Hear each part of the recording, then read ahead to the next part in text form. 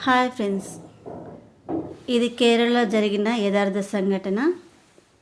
ఒక ambulance driver ఎంతసేపు horn కొట్టినా దాదాపు 40 నిమిషాలు హారన్ కొట్టిన ఆ అంబులెన్స్లో పేషెంట్ ఉన్నాడని చెప్పిన సైడ్ ఇవ్వకుండా కార్ డ్రైవర్ అలాగే పోనిస్తుండగా అంబులెన్స్ డ్రైవర్ ఇది వీడియో రికార్డ్ చేస్తున్నాడు.